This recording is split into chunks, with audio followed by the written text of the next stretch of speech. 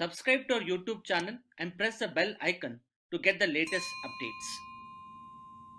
Hello everybody, welcome to Daily News Simplified, an answer to what, why and how of newspaper reading. Today we shall be analyzing the Hindu newspaper dated 22nd of November 2020 of the New Delhi edition. The topics to be discussed today has been presented on your screen. Timestamping for the same has been provided in the description box below. Let us begin our today's discussion. Now, before going through the analysis of today's DNS, please test yourself through these questions. The response to these questions have been given at the end of the video discussion. Now, this particular article appears on page number 1. This article highlights that recently the Parliamentary Standing Committee on Health has published a report which is titled as Outbreak of Pandemic COVID-19 and its Management. This report has highlighted that there is a need to formulate laws in order to counter the bioterrorism. It has also outlined a number of strategies in order to deal with the biological disasters such as the COVID-19.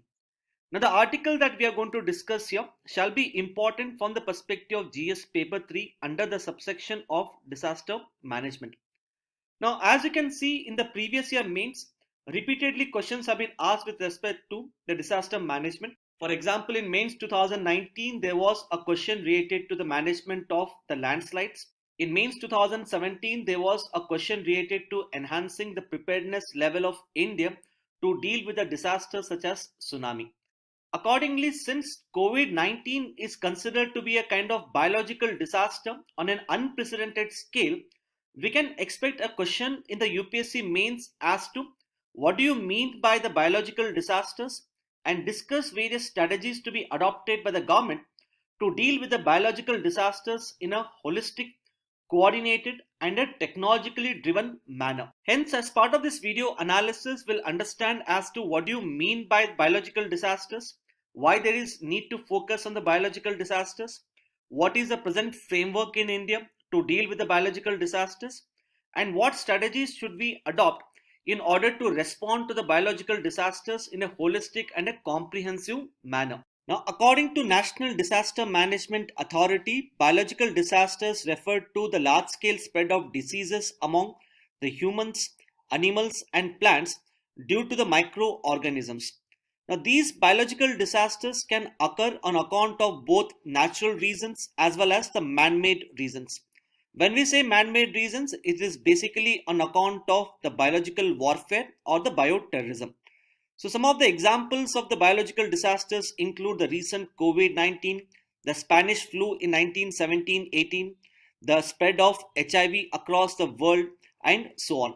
So please do note that when we say biological disasters, it is not just limited to spread of diseases among the humans, but it also the spread of diseases among the animals as well as plants.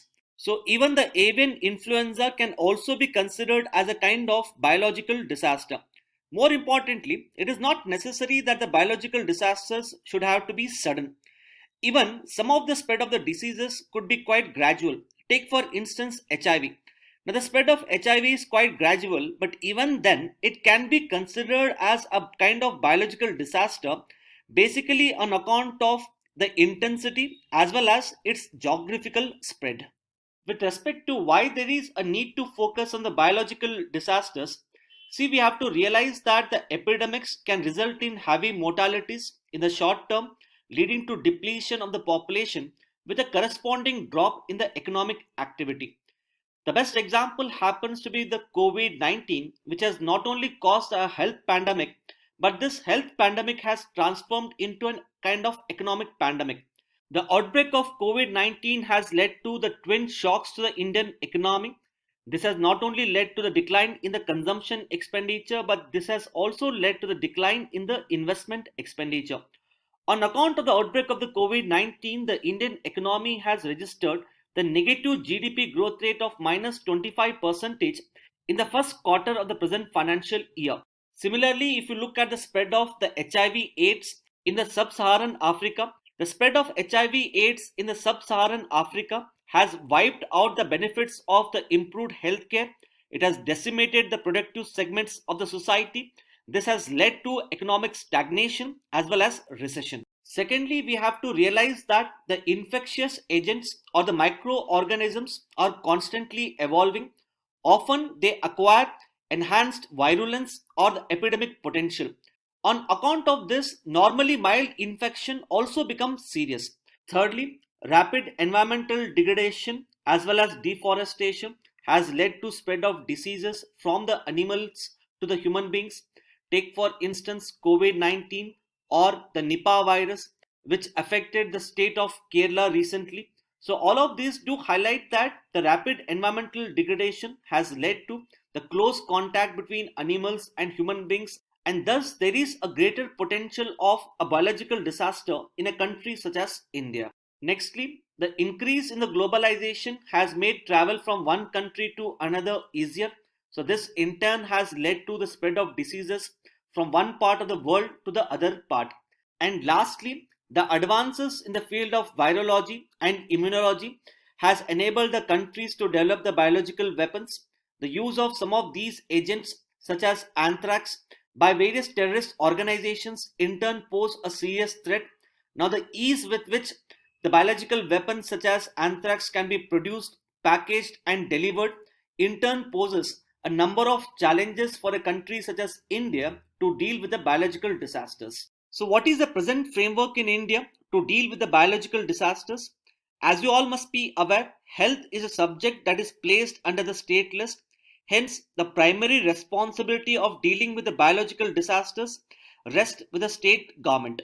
At the central level, it is the Ministry of Health and Family Welfare, which is considered to be the nodal ministry for handling the epidemics, providing guidance and technical support for the capacity development in various aspects, such as carrying out the surveillance, early detection of an outbreak, and supporting the states during such outbreaks. As far as the legal framework is concerned, we do have the Epidemic Diseases Act 1897.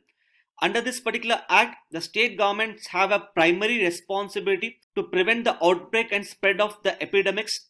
As far as the role of the central government is concerned, under this particular act, the role of the central government is confined to inspecting of ships and detaining of the persons.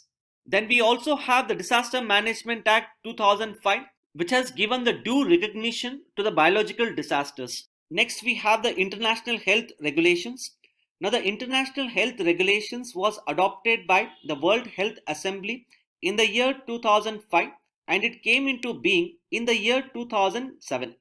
The basic purpose of the International Health Regulations is to provide for the international response to the spread of the diseases across the world. Under the International Health Regulations, all the member states are required to put in the necessary mechanism in order to strengthen their capacity to detect, report, and respond rapidly to those public health events that have a capability to spread from one country to another. Once these public health emergencies are identified by the member states are required to notify the public health emergencies to the World Health Organization within 24 hours. Next, we have the Biological and Toxin Weapons Convention, which came into being in the year 1975.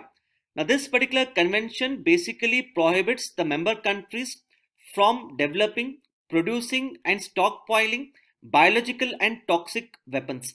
It also calls upon the member countries to destruct the biological and toxin weapons. India is a signatory to this particular international convention. As highlighted before, the outbreak of COVID-19 is considered to be quite unprecedented. The outbreak of COVID-19 has exposed the fundamental flaws in the way we respond to the biological disasters. So the recent disaster caused due to COVID-19, this disaster has to be turned into opportunity wherein we must identify as to what are our present flaws in dealing with the biological disasters and accordingly need to strengthen our response mechanism. So the question is, what strategies should the Indian government adopt? First and foremost, we need to strengthen the legal framework. As highlighted before, the present legal framework to deal with the biological disasters happened to be the Epidemic Diseases Act 1897. Now, this is a British era law which is not well equipped enough to deal with the present level of biological disasters. For example, under the Epidemic Diseases Act, The role of the center as such is confined to the inspection of ships and detaining of persons. So the Epidemic Diseases Act does not sufficiently empower the center to deal with the biological disasters. Accordingly, we need to come up with a new legal framework which provides sufficient amount of powers to the center to deal with the biological disasters.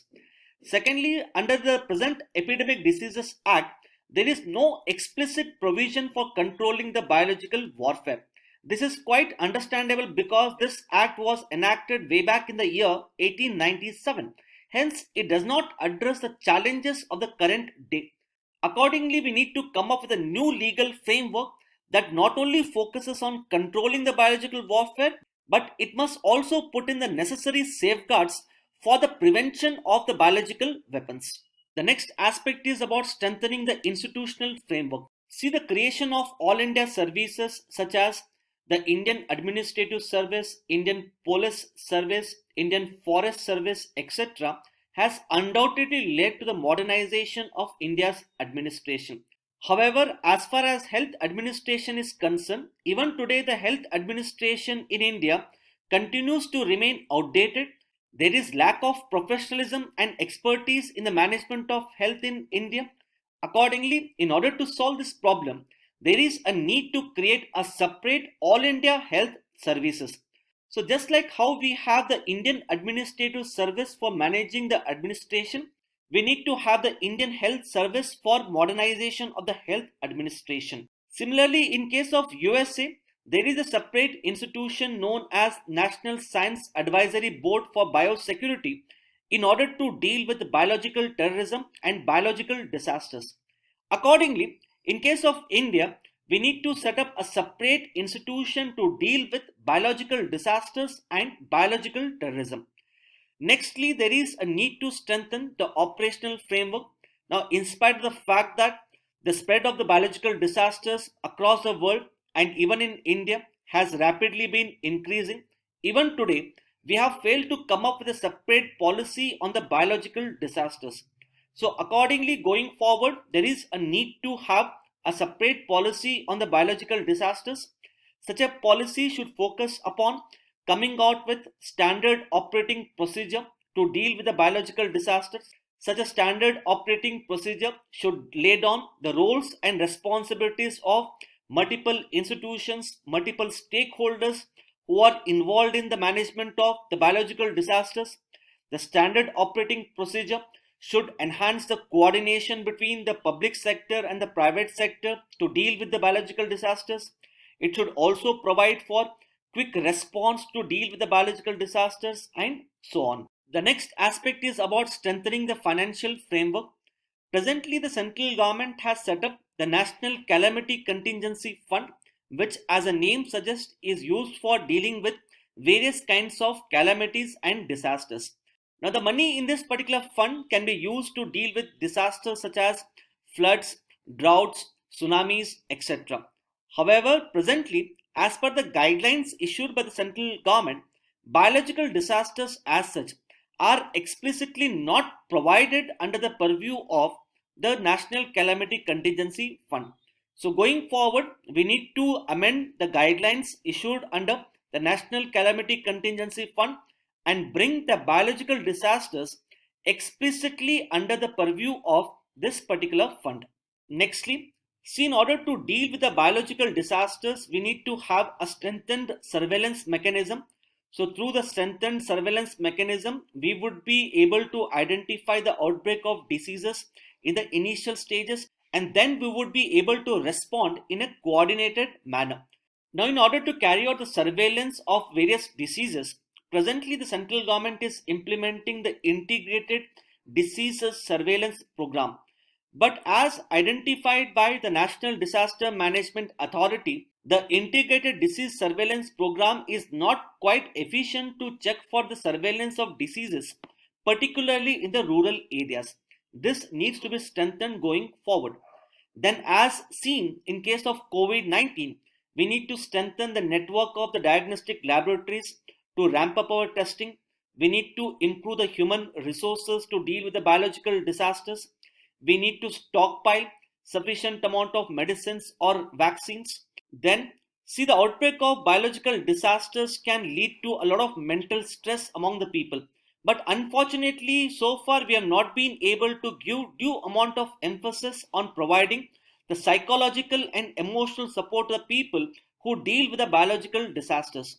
So this has to be explicitly provided whenever the biological disasters strike India. And lastly, as the outbreak of COVID-19 has shown us, epidemics do not respect the national boundaries. So, in order to strengthen our resilience to biological disasters, there is a need for enhanced international collaboration between the countries as well as with the various international organizations such as the World Health Organization and so on. So, these are some of the important aspects which one should know with respect to this particular article. With this, let us now take up the next article. Now we have these two articles on page number 10. The first article is titled as India to double the oil refining capacity in 5 years, says Prime Minister. Disruptive solutions needed in renewables to tackle the future. Now recently, while addressing the 8th convocation ceremony of Pandit Deen Dayal Petroleum University, Prime Minister Modi has highlighted that India may be able to achieve its target for the renewable energy capacity addition well ahead of its schedule. As you all must be aware, the government of India has come up with a vision to generate at least 175 gigawatt of energy or electricity through the renewable energy sources by the end of 2022. And the idea is the share of the renewable energy in the total installed capacity, this should increase to at least 40% by the end of 2030. Now, Prime Minister Modi has highlighted that India may well be able to meet these targets well ahead of the schedule. However, a number of environmentalists as well as economists have pointed out that in the recent years, there have been slowdown in the renewable energy capacity addition. Hence, the government may find it difficult to meet these targets. So the article that we are going to discuss here shall be important from the perspective of GS paper 3 under both environment as well as under the Indian economy. As far as Indian economy is concerned, it will be important from the perspective of the infrastructure, which is subsection of the Indian economy. Accordingly, keeping in mind the importance of the renewable energy sector in India, we shall be covering the different dimensions which could become important from both the prelims as well as the mains perspective. These dimensions are the present status of the renewable energy, the progress report of the renewable energy, various government initiatives to promote renewable energy, the reasons for the present slowdown in the capacity addition. Based upon our discussion, a mains question for your practice here could be highlight various initiatives taken by the government for the promotion of the renewable energy in India. Also examine various constraints and challenges which have led to the recent slowdown in the renewable energy capacity addition. So coming to the first dimension, that is the present status of the renewable energy in India. See, the total installed capacity in the power generation is right now around 370 gigawatt. Out of the 370 gigawatt, the renewable energy accounts for 86 gigawatt. So if you convert this in terms of percentage, the renewable energy accounts for almost around 24% of the total installed capacity. The thermal power accounts for the highest share, that is 62%. The large hydropower projects account for 12%. The large hydropower projects are basically those hydropower projects whose installed capacity is greater than 25 megawatt. So if a hydropower installed capacity is less than 25 megawatt, then it will be considered as a small hydropower project. See, last year in 2019, the Union Cabinet had decided to declare even the large hydropower projects as the renewable energy projects. So if you account the large hydropower projects as the renewable energy projects, then the total share of the renewable energy in the installed capacity, it will be 24 plus 12, that is 36%. Among the various renewable energy sources, the wind power accounts for the highest contribution. It is followed by solar power, biopower, small hydropower projects, and last is the waste to energy projects. So from the perspective of the prelims examination, please make a note of the percentage share of the contribution of the renewable energy sector and also the contribution of the various renewable energy sources. As you can see, the wind power actually accounts for the highest contribution as compared to the solar power. Now coming to second dimension, that is the progress report of the renewable energy. So as discussed, the government has set a target of having 175 gigawatt of electricity generation through various renewable energy sources, out of which the contribution of solar would be 100 gigawatt, wind 60 gigawatt, biomass 10 gigawatt, small hydropower projects 5 gigawatt. So if you look at the achievement as on December 2019, out of the target of 175 gigawatt, we have been able to achieve 86 gigawatt, for which the solar is presently accounting for 33 gigawatt, wind is accounting for 37 gigawatt, biomass is accounting for 9.8 and small hydropower as 4.6 gigawatt. So as you can see, we have made substantial strides as far as biomass and small hydropower projects is concerned. However, as far as wind and solar power projects is concerned, our progress as such has been quite poor. For example, as you can see with respect to solar power, even today we have been able to achieve only one third of our targets. Nextly, as part of the Paris climate change deal, the government has set a target to have 40% of the installed capacity from the non-fossil fuels by the end of 2030. So presently 24% of the electricity is coming from the renewable energy sources. To that, if you add 12% that comes from the large hydropower projects, so the total installed capacity of the renewable energy would be 38%. So this is on account of fact that last year the Union Cabinet decided to declare the large hydropower projects of installed capacity more than 25 megawatt as renewable energy sources. So had the Union Cabinet not declared the large hydropower projects as the renewable energy projects, then the renewable energy would have accounted for only 24% of the total installed capacity. Now coming to various initiatives taken by the government to boost the renewable energy. All of you must be aware about the National Solar Mission, whose objective is to achieve 100 gigawatt of solar energy by the end of 2022. Next and most important scheme is the PM Kusum scheme. The idea behind this particular scheme is to transform the Indian farmers from Annadata to Urjadata. This scheme has basically three components. The first component is, under this particular component, the farmers can set up either the grid connected solar or grid connected other renewable energy plants on their barren or the uncultivable land. So whatever electricity they generate, they can sell it to the discoms and earn additional income. Next, in the off-grid areas, that is those areas that are not connected by the electricity transmission lines, in those off-grid areas, the idea is to replace the diesel agricultural pump sets with the solar agricultural pump sets. The rationale behind this is to reduce the dependence of the farmers on diesel and meet their irrigation needs. Next, as far as grid connected areas is concerned, in the grid connected areas, once again the diesel agricultural pump sets would be replaced with the solar agricultural pump sets. We would be able to reduce the dependence on the farmers on the diesel, meet their irrigation needs. But apart from that, whatever surplus solar power which the farmers generate, that surplus solar power can be in turn sold to the discoms through the transmission lines. So PM's Kusum scheme is undoubtedly a very important scheme which not only seeks to boost the renewable energy but also seeks to provide for the additional income to the farmers. Next is a green energy corridor. Now if you look at most of the renewable energy projects such as the solar energy, wind energy, etc., all of these renewable energy projects, they are usually located far off from the consumption centers. So we need to create the evacuation infrastructure such as the transmission lines to evacuate the power generated from those renewable energy projects. So as part of the green energy corridor, the focus is on construction of intrastate and interstate transmission lines by the respective states.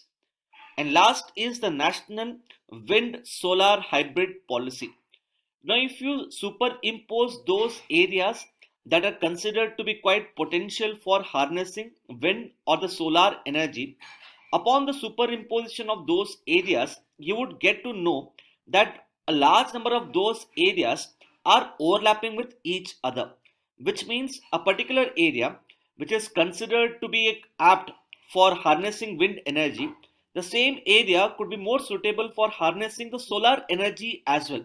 So here, in the same piece of land, we could incorporate both solar energy projects as well as wind energy projects. By doing that, we would be able to optimally utilize the land for the renewable energy projects. So in order to promote solar and wind energy on a single piece of land, the government has come up with the National Wind Solar Hybrid Policy. So the idea behind this particular policy is to promote hybrid system, which would include both wind turbine generators as well as solar power systems. Now both wind and solar would operate on the same land, but in order to get incentives under this particular policy, the capacity of either of solar or wind, it should be minimum 25%. So when wind and solar are operating in the same land, and if they have to get the incentives from the government under this particular policy, either solar or wind installed capacity should be at least 25%.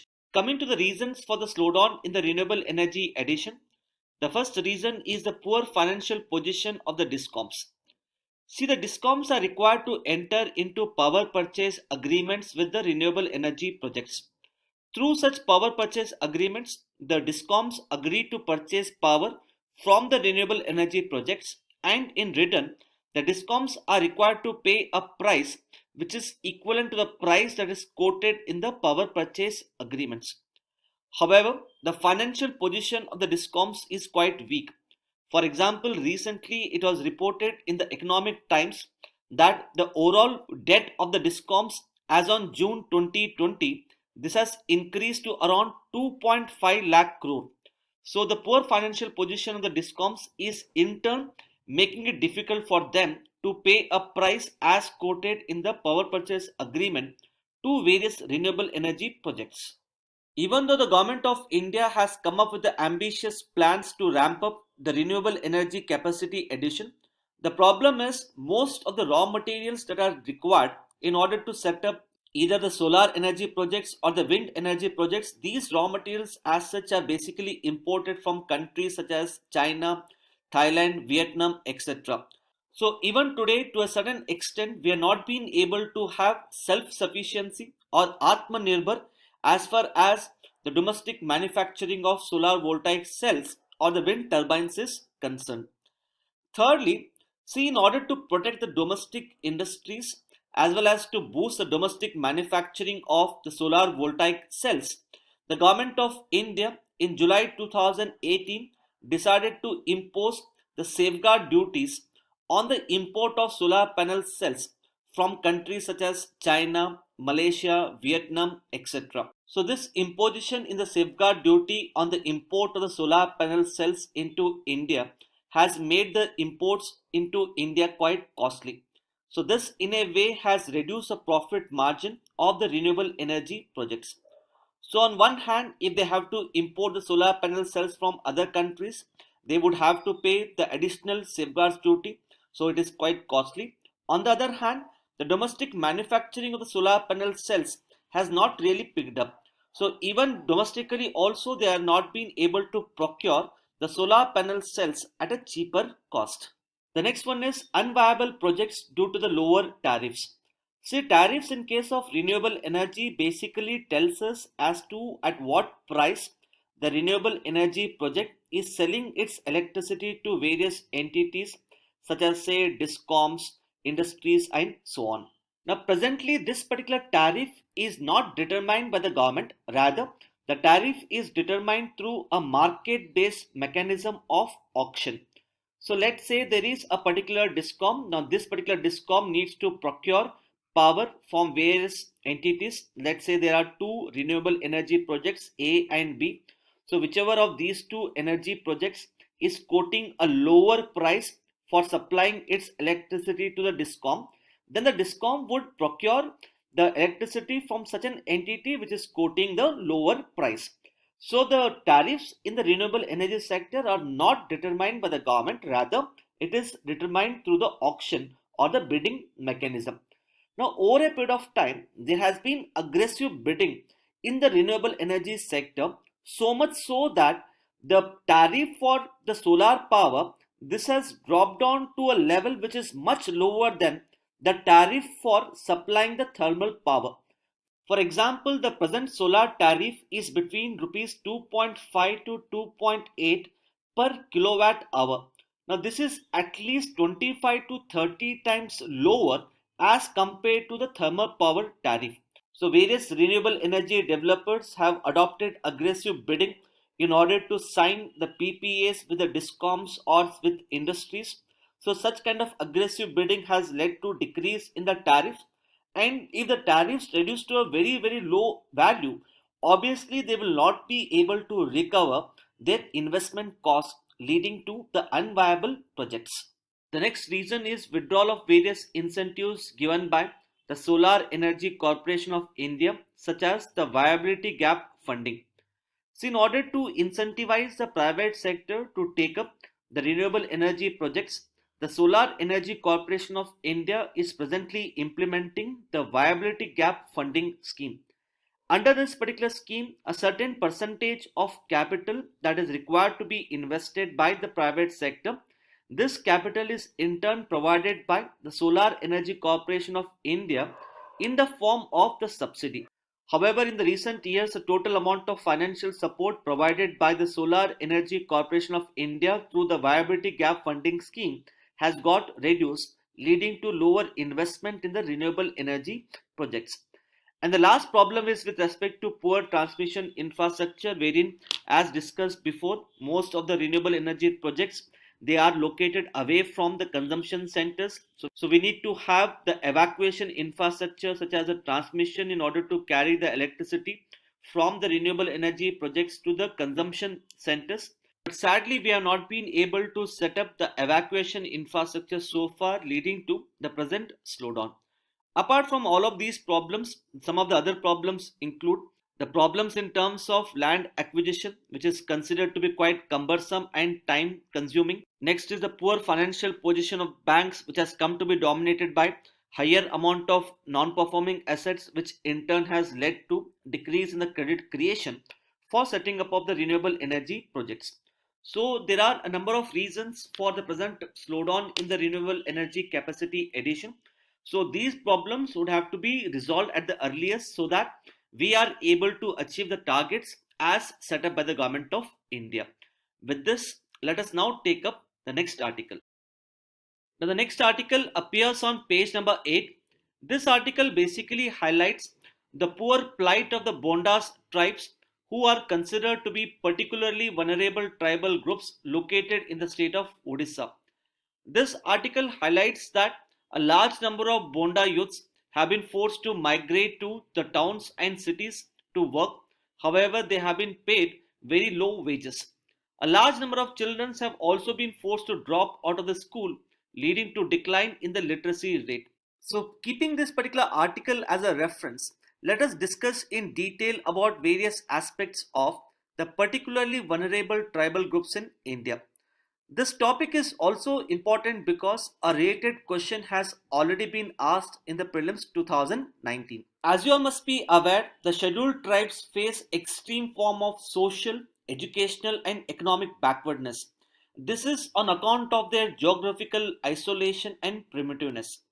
In this regard, the Constitution has provided for certain safeguards for the scheduled tribes, wherein Article 366 of the Indian Constitution provides that the scheduled tribe would mean those communities that are declared as scheduled tribes under the Article 342 of the Indian Constitution. Under Article 342 of the Indian Constitution, the President of India, in consultation with the governor of the concerned state, can notify the list of the scheduled tribes in a particular state. So when we prepare the list of scheduled tribes, this list is state specific, which means there is no all India list of scheduled tribes. So a tribe which is considered as a scheduled tribe in a particular state, it may not be considered as a scheduled tribe in another state. So once this particular list is notified by the President, Parliament then can include or exclude the tribes from this particular list. Accordingly, the Indian Parliament has enacted the Constitution Scheduled Tribes Order 1950.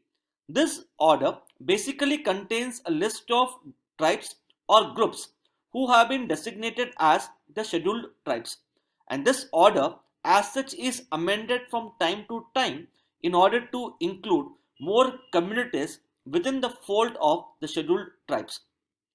Please do note that the Indian Constitution has not provided for any explicit criteria in order to designate a community as the scheduled tribe. However, as per the government looks at certain criteria in order to designate the community as the scheduled tribe. These criteria include indications of primitive traits, distinctive culture, geographical isolation, shyness of contact, and backwardness. Now, even within the scheduled tribe community, there are certain tribal communities who are considered to be extremely vulnerable on account of their geographical location or extreme form of social or economic backwardness. Take for instance, in case of Andaman and Nicobar Islands, we have the tribal communities such as Jarawas, Onges, Sentinelese, etc. Now, over a period of time, the population of these tribal groups in Andaman and Nicobar Islands has constantly been declining, so much so that the population of Sentinelese, as per census 2001, this is hardly around 39. Similarly, we have a tribal community known as Birjia, which is recognized as PVTG in both Bihar as well as Jharkhand. Now, this tribal community of Birjia in Bihar has a population of only around 17. So, the extent of vulnerabilities faced by these tribal communities is far higher. Accordingly, we need to identify such tribal communities and focus more upon bringing about their development. So accordingly, in the year 1973, the Debar Commission created a separate category of particularly vulnerable tribal groups. So these tribal groups are considered to be less developed as compared to the normal category of the scheduled tribes.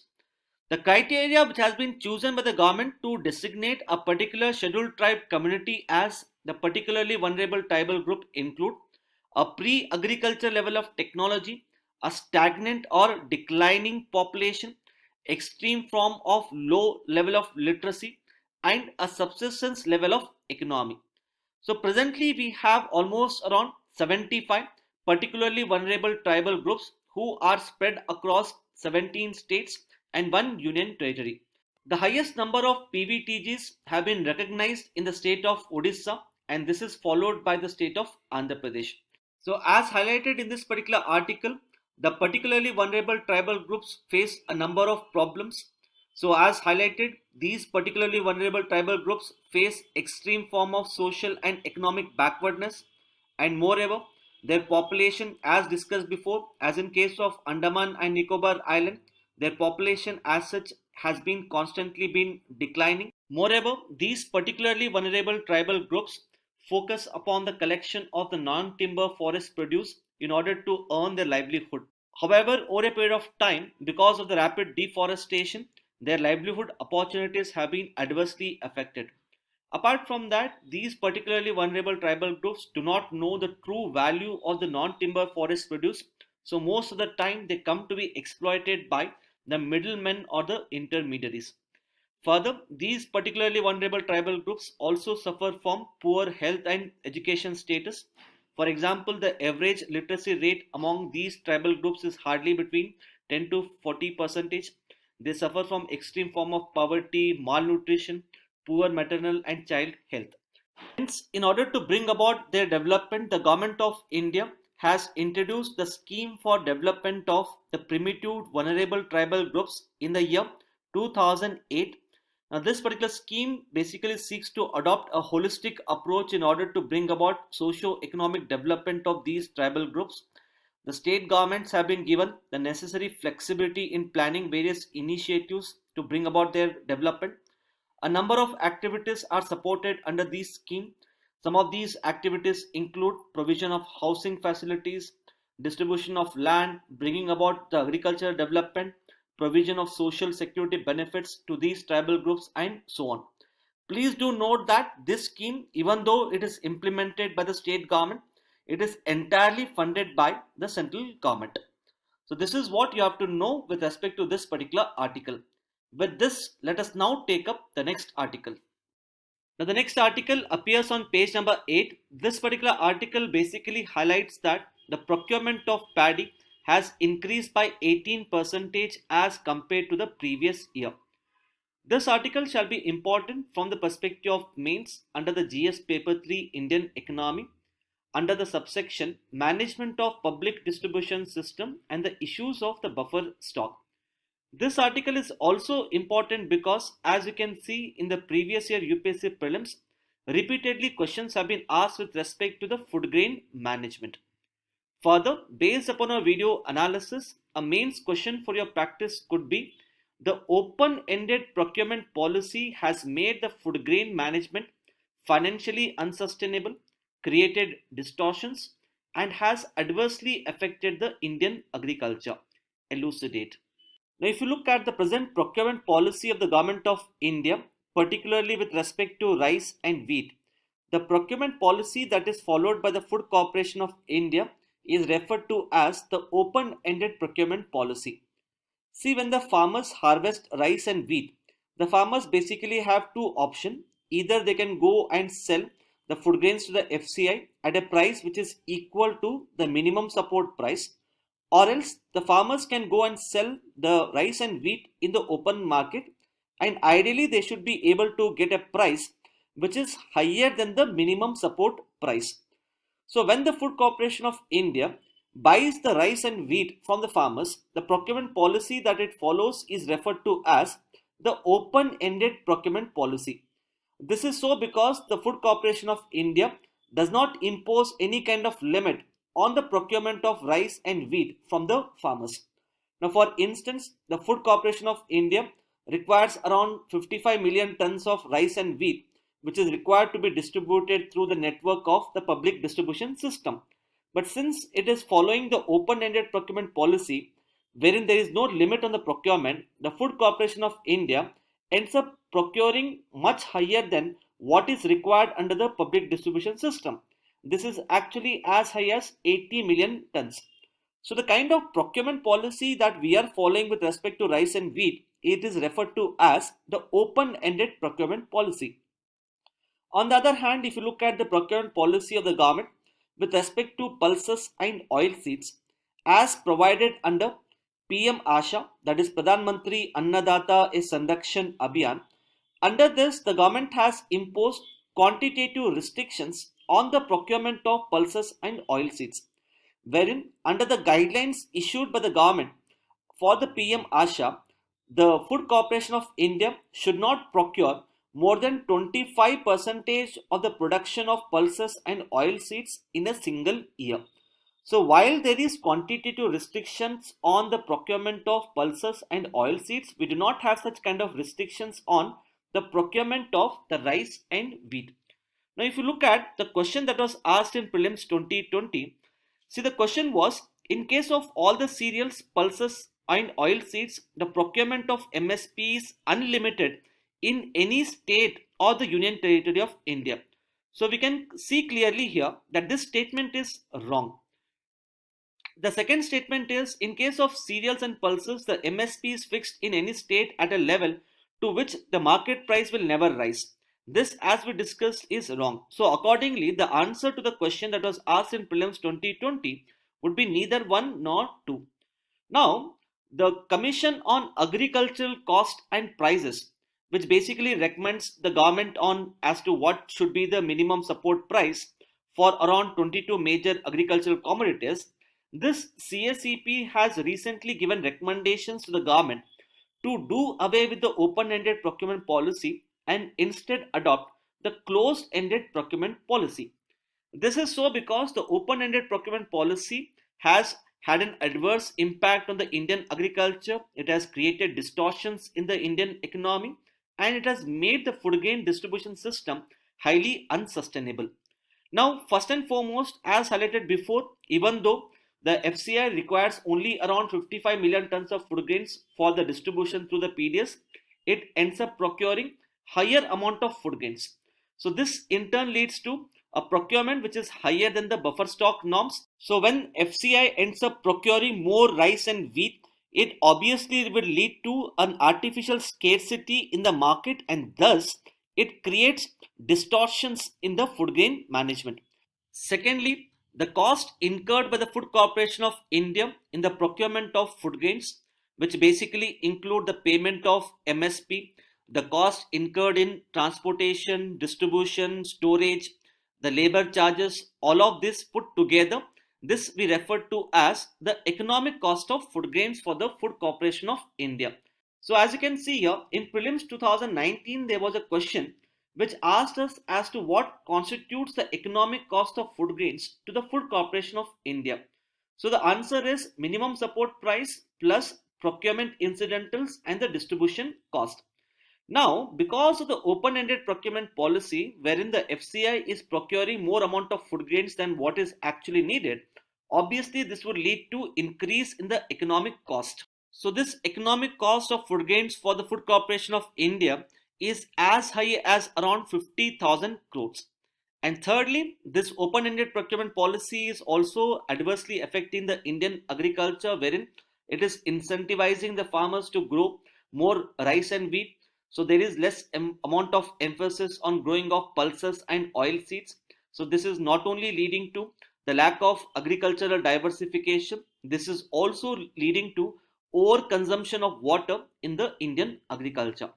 So keeping in mind all of these problems associated with the open-ended procurement policy, the Commission on Agriculture Costs and Prices has recommended the government to adopt the close-ended procurement policy. As the name suggests, under the close-ended procurement policy, the Food Corporation of India would impose quantitative restrictions on how much of rice and wheat it would procure from the farmers. So beyond that particular limit, the FCI would no longer procure the rice and wheat. But one problem that could arise on the adoption of the open-ended procurement policy is some of the farmers, they could be forced to undergo distress sale, wherein these farmers, they may be forced to sell their agricultural produce, that is rice and wheat, in the market which is much below the minimum support price. Hence, in order to protect those farmers who may be forced to undertake the distress sale, the CACP has recommended that these farmers can be compensated for their loss through the direct benefits transfer. Now, for example, let's say the MSP for rice is rupees 2000, but because of the close-ended procurement policy, the farmers may be forced to sell the rice in the open market at a price below the minimum support price. Let's say the farmer is forced to sell at rupees 1500. So here the farmer has incurred a loss of rupees 500. So this loss will be in turn compensated through the direct benefits transfer. Thirdly, as highlighted before, presently there is more amount of emphasis on procurement of rice and wheat.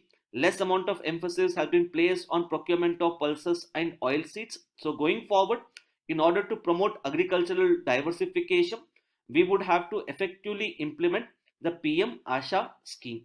So these are some of the important aspects which one should know with respect to this particular article. With this, let us now take up the next article. Next, on page number 11, that is the science and technology page, we have an article that basically highlights as to how we have been able to eliminate kala-azar from the Vaishali district of Bihar. This article that we are going to discuss shall be important from the perspective of prelims, science and technology. So let us understand various facets of kala-azar and what strategies should be adopted in order to eliminate the kala-azar from India. See, in case of India, we have 6 major vector-borne diseases. These diseases include malaria, dengue, chikungunya, filariasis, that is also referred to as elephantiasis, then Japanese encephalitis, and last is kala-azar. So kala-azar, just like other vector-borne diseases, it is a neglected tropical disease. It is basically caused by a protozoan parasite which is referred to as the leishmania. So kala-azar is also referred to as the leishmaniasis. So kala-azar is basically transmitted through the bite of the female sandflies. So this female sandfly, when it bites an infected person, then it comes in contact with the protozoa leishmania, So then this female sandfly becomes a carrier of the protozoan parasite Leishmania. So when this infected female sandfly bites a normal person, then this normal person then gets infected with kala-azar. Some of the ideal conditions for the kala-azar include the areas of heavy annual rainfall, the high humidity areas wherein the humidity is above 70%, and the average temperature range of the areas is between 15 to 38 degrees Celsius. According to the World Health Organization, India is home to almost around two-thirds of the total incidence of the kala-azar diseases across the world. Kala-azar is basically endemic to 4 states in India. These states include Bihar, Jharkhand, Uttar Pradesh, and West Bengal. Now, the fatality rate in case of kala-azar is as high as around 95%. Some of the symptoms associated with this particular disease include irregular fever, weight loss, anemia, and swelling of spleen as well as liver. Now, as far as the strategies that are required to be adopted in order to eliminate kala-azar, India had certain target to eliminate kala-azar by the end of 2017. However, this particular target was not met. Presently, in line with the WHO target, the target to eliminate kala-azar from India is 2023. So the basic strategy to eliminate kala-azar is to focus upon the integrated vector management as was done in Vaishali district of Bihar. Through such integrated vector management, basically we focused on mapping of those areas which are highly vulnerable to the spread of kala-azar disease. We started detecting the cases on an early basis. Necessary awareness was also promoted among the people as well as hospitals so that the people get the early treatment. And we also focus upon spraying of chemicals such as the DDT in order to kill the female sandflies. Apart from this, we have also come to know that the female sandflies are more prominent in those areas where there is high level of poverty. Usually in the areas with high level of poverty, people construct the wooden houses instead of constructing the houses with stones or the bricks.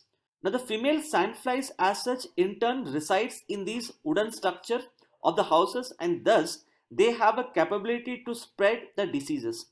So the strategy to eliminate Kala Azar is to replace the wooden houses or the kacha houses with the pakka houses. So if the houses are constructed with stones or bricks, then the female sandflies would no longer be able to reside within the homes and thus we would be able to eliminate Kala Azar. So these are some of the important aspects which one should know with respect to this particular article. With this, let us now take up the next article. Now the answers to the questions that were posed before the start of our discussion is as shown on your screen. Now the answer for the question that was asked in yesterday's DNS is option C. With this, we have come to end of today's discussion.